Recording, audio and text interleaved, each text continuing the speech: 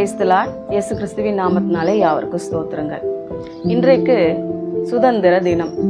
அநேகம் பேர் இந்த தேசத்துக்காக போராடி வெற்றி பெற்று இன்னைக்கு நாம் சுதந்திரமாய் வாழும்படி அநேகருடைய போராட்டங்கள் இதிலே காணப்படுகிறது. அந்நாட்களிலே நம்ம வேதாகமங்களில் பார்க்கும் பொழுது நம்மளுடைய முற்பிதாக்கள் அநேகம் பேர் கேட்டது என்ன தெரியுமா? நாங்கள் அரதேசியம் பரதேசியமாக பல இடங்களிலே பல நாடுகளிலே சுற்றி திரிகிறோமே, எங்களுக்கு என்று ஒரு சொந்த தேசம் கர்த்தர் கொடுப்பேன் என்று சொன்னார். அதை நாங்கள் என்றைக்கு போய் சென்றடைய போகிறோம் என்று, என்றைக்கு சுதந்திரிக்க போகிறோம் என்று மிகவும் வாஞ்சையோடு ஆவலோடு எகிப்திலிருந்து புறப்பட்டு வனாந்திரத்தின் வழியாக கடந்து போனார்கள். கடைசியில் அங்கே போய் சேர்ந்தது என்னவோ கொஞ்சம் பேர் தான். வழியிலே பாதி பேர் காணாமல் போய்விட்டார்கள். ஏன்? நடத்தி சென்ற மோசேயே அதற்குள்ள பிரவேசிக்க முடியாத ஒரு சூழ்நிலை உண்டானது. இன்றைக்கு கர்த்தர் சொல்லுகிறாரு, நம்ம தேசத்துக்கு விடுதலை கிடைச்சது. இன்னைக்கு அநேகம் பேருடைய வாழ்க்கையில விடுதலை இல்லை.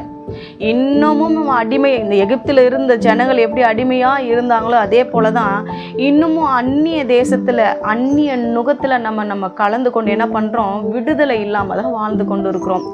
அந்நிய நுகம் மிகவும் மோசமானது. அது அடிமைத்தனம். அந்த அந்நிய நுகத்திலிருந்து நீங்க வெளியே வருவதற்கு முயற்சி செய்யுங்கள். சரி, இன்னைக்கு நிறைய பேர் நினைப்பீங்க, நான் வேலை விஷயமாகவோ இல்லை என்னுடைய பிஸ்னஸ் காரணமாகவோ பல தேசங்கள் வழியா நான் கடந்து போய் அங்க ஒரு மாதம் இங்கொரு மாதமாக நான் இருக்கிறேன், எனக்கென்று ஒரு தேசத்துல நிம்மதியா இருந்து வாழ முடியாதா? சுதந்திர பெற்ற நாட்டுல என்னால் ஃப்ரீடமா இருக்க முடியாதா என்று நீங்கள் அநேகர் எதிர்பார்ப்பது உண்டு. கர்த்தர் சொல்லுகிறார், உங்களுக்கு நிச்சயமாக இனி நீ அலைந்து திரிவது இல்லை, உனக்கு சுதந்திரமாக ஒரு தேசத்தை கொடுக்க போகிறேன். அங்கே நீயும் உன் குடும்பத்தாரும் உன் சந்ததியும் இருந்து ஆசீர்வாதத்தை பெற்றுக்கொள்ளுங்கள் என்று வேதம் சொல்லுகிறது. உங்களுக்காக நான் ஒரு வசனத்தை வாசிக்க விரும்புகிறேன். யோசுவா 14ஆம் அதிகாரம் 9வது வசனம். பிற்பகுதியை நான் வாசிக்கிறேன், பாதியிலிருந்து பாருங்க, நல்லா கவனிங்க. உன் கால் மிதித்த தேசம் உனக்கும் உன் பிள்ளைகளுக்கும் என்றென்றைக்கும் சுதந்திரமாய் இருக்க கடவுது என்று சொல்லி ஆணையிட்டார். மோசே சொல்லுகிற வார்த்தை இதுதான்.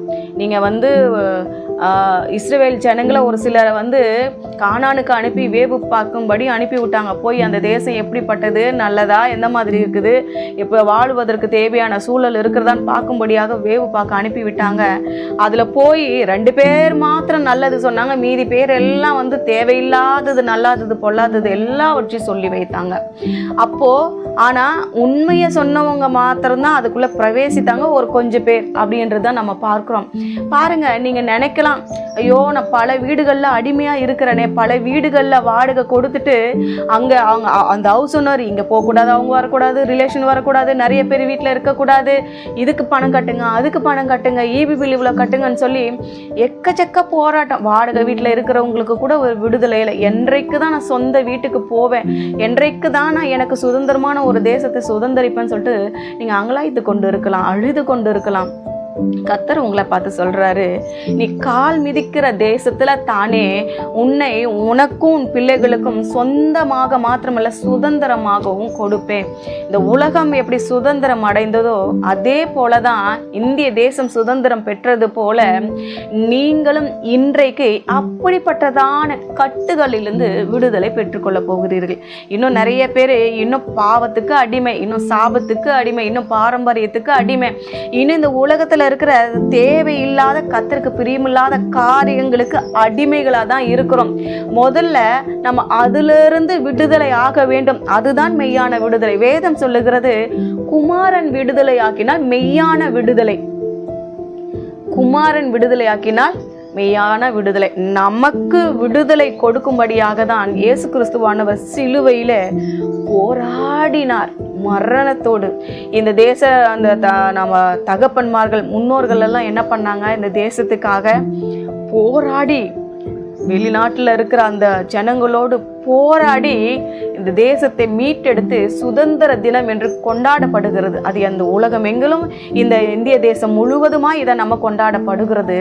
அப்படிதான் பாருங்க, கிறிஸ்து இந்த உலகத்துக்கே முழு விடுதலையை பெற்று தந்து சிலுவையில போராடி வெற்றி தந்து நமக்கு போயிருக்கிறார். நீங்க இன்னமும் நான் பாவத்துல தான் இருப்பேன், அடிமைத்தனத்துல தான் இருப்பேன். அந்த இஸ்ரவேல் ஜனங்கள் சொன்னாங்க, அங்க இருந்து தான் நாங்க வெள்ளரிக்காய்களையும் பூண்டுகளையும் நாங்க வெங்காயத்தையும் சாப்பிட்டுருப்போமே, இங்க எதுக்கு நாங்கள் வந்தோம், அந்த அடிமைத்தனத்தை தான் போக போக நினைக்கிறாங்க.